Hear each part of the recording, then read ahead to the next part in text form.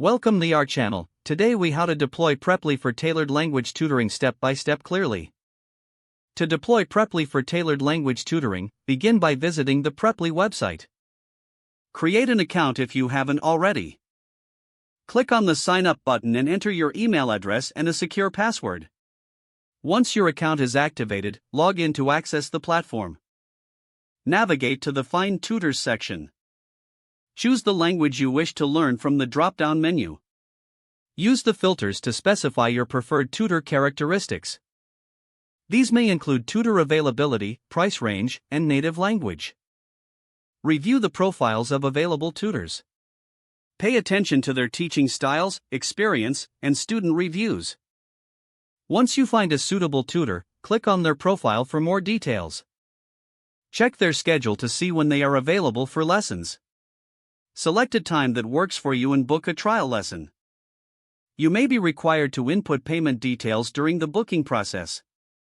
Prepare a list of specific goals or topics you wish to cover during your lessons. Communicate these goals to your tutor during your first session. Engage actively during the lessons to enhance your learning experience. Ask for feedback and adjustments to your learning plan as needed. Take advantage of additional resources offered by the tutor. These may include practice exercises, recommended videos, or reading materials. After a few sessions, assess your progress with your tutor. Make adjustments to your lesson frequency or content based on your needs. Continue to explore the Preply platform for any new features or tutors that may enhance your learning. Stay committed to your language learning journey for the best results. If the page does not load, refresh the browser or try again in a private or incognito window. Make sure you are using the correct email address, then retype it carefully to avoid small typos. If your password is not accepted, use the reset option and create a new strong password you can remember.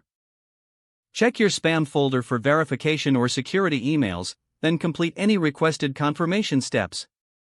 Don't forget to like this video and subscribe to our channel for more step-by-step tech guides.